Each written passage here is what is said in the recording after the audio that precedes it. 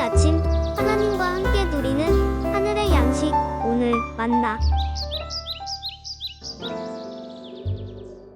내 아들아, 내 지혜에 주의하며 내 명철에 내 귀를 기울여서 근신을 지키며 내 입술로 지식을 지키도록 하라. 대저 음녀의 입술은 꿀을 떨어뜨리며 그의 입은 기름보다 미끄러우나 나중은 쑥같이 쓰고 두 날 가진 칼같이 날카로우며 그의 발은 사지로 내려가며 그의 걸음은 수월로 나아가나니 그는 생명의 평탄한 길을 찾지 못하며 자기 길이 든든하지 못하여도 그것을 깨닫지 못하느니라.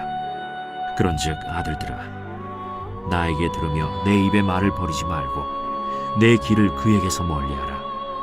그의 집 문에도 가까이 가지 말라.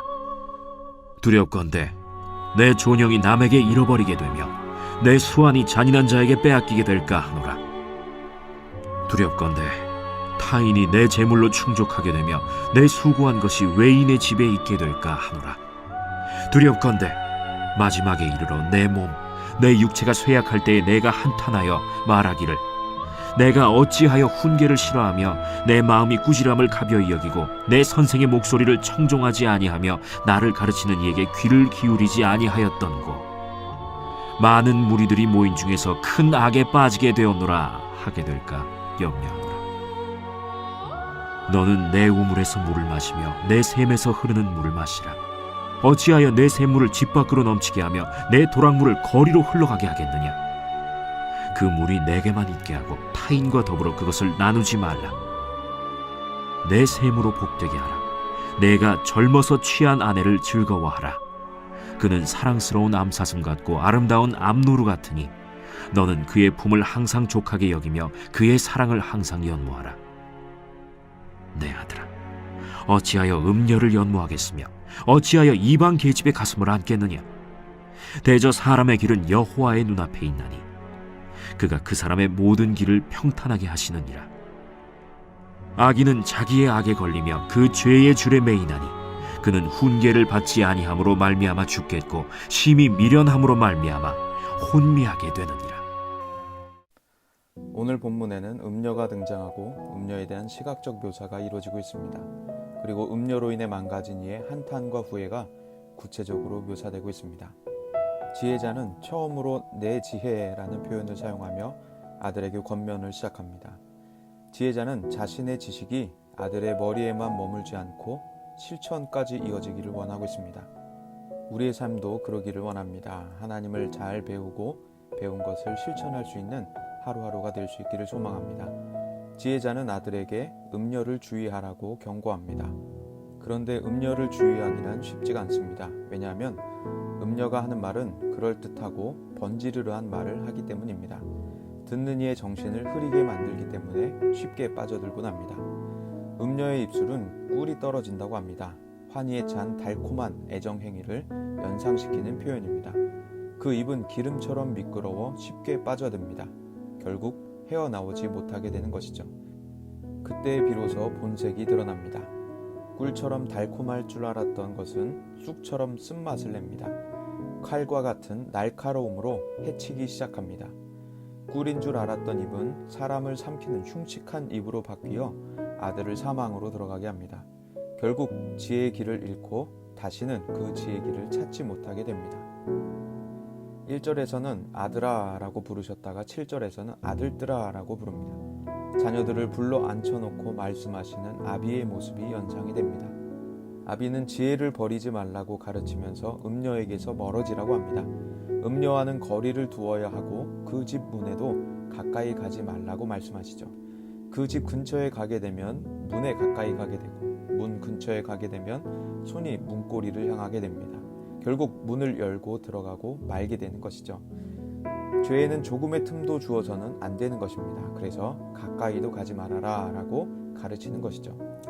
집에 들어가게 되면 결국 모든 것을 잃게 됩니다. 오랜 세월 힘을 들여 노동하여 얻은 부와 열매들을 잃고 맙니다. 지금껏 모은 것들과 하나님께서 주신 복이 한순간에 타인의 것이 되고 맙니다. 모든 것을 잃은 아들이 정신을 차렸을 때는 이미 늦은 것이죠. 한탄하며 아비의 훈계를 싫어했던 것, 듣지 않았던 것으로 인해 악에 빠진 자신을 원망하게 됩니다. 구약 이스라엘의 모습이 바로 이러했습니다. 반복적으로 죄를 짓고 하나님께 징계를 받습니다. 하나님의 복을 받아 번영을 누린 것을 한순간에 빼앗기고 복과 수고로 축적한 모든 것을 타국에 뺏기고 마는 것이죠. 아버지는 이어서 아내에 대한 권면을 합니다. 한 아내만으로 만족하라고 말씀하시죠. 표현된 내 우물, 내 셈이란 것은 한 여인에 대한 사랑을 뜻합니다. 아가서에서도 이런 단어로 노래가 되는데 이 구절들은 결혼한 사람을 향해 불려집니다. 결혼한 남성은 자신의 아내에게서만 사랑을 누려야 하는 것이죠. 아비는 자신의 아들들이 그렇게 살기를 바라고 있습니다. 내 우물에서 물을 마시며 내 샘에서 흐르는 물을 마시라고 말씀하십니다. 샘물을 집 밖으로 넘치게 하며 도랑물을 거리로 흘러가게 하겠느냐라고 한탄하시죠. 이것은 다른 집, 다른 여인을 향한 사랑을 뜻합니다. 그래서 자신의 아내만을 사랑하고 자신의 아내에게서만 사랑을 얻으라고 말씀하시는 것이죠.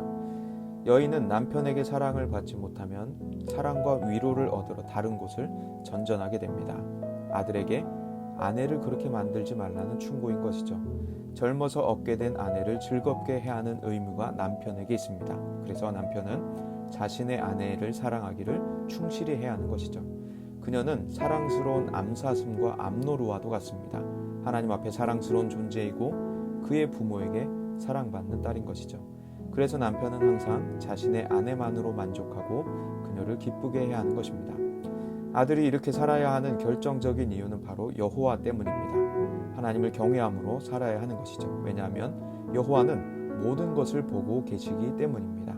그 눈은 의인에게는 상급과 은총이 됩니다. 반면 악인에게는 징계가 됩니다. 악인은 자신이 저지른 악에 따라 여호와께 징계를 당하게 되고 하나님을 대적하고 훈계를 받지 않은 미련함으로 인해서 삶이 망가지게 됩니다. 오늘 본문에서 음녀가 두드러지게 등장하고 있지만 지혜자는 음녀에게 집중하지 않고 있습니다. 지혜자가 주목하는 것은 아들입니다. 이 세상엔 타락한 본성이 도처에 도사리고 날마다 우리를 유혹하고 있습니다. 때문에 악한 세상에서 아들이 정결하게 살아가도록 충고하고 있습니다. 악에 빠지지 않는 지혜, 정결하게 사는 지혜를 가르치는 데 집중하고 있는 것입니다. 오늘 잠언의 말씀은 역시 우리에게도 동일하게 가르치고 계십니다. 하나님을 경외할 수 있는 우리 모두가 다 될 수 있기를 소원합니다. 선악간에 심판하시는 하나님에 대한 두려움으로 매 순간을 살 수 있는 저와 여러분이 될 수 있기를 간절히 기도합니다. 아버지는 음녀의 집에는 근처도 얼씬 말라고 경고하십니다. 우리 주변에 있는 작은 죄의 유혹에도 민감한 우리 오늘 하루가 될 수 있기를 바랍니다. 그래서 죄를 익숙하게 여기지 않는 우리가 될 수 있기를 소원합니다. 하나님의 말씀과 성령 충만함만을 익숙하게 느낄 수 있는 저와 여러분이 다 될 수 있기를 소원합니다. 또한 한 아내에게 충실한 것처럼 오직 우리는 그리스도께만 충실할 수 있기를 소원합니다. 우리가 그리스도의 신부임을 잊지 않고 사는 하루 되기를 소망합니다. 그래서 그리스도 외에는 그 어떠한 것도 사랑하지 않는 그리스도의 정결한 신부로 오늘 하루를 살아가는 저와 여러분 다 되시기를 간절히 기도합니다.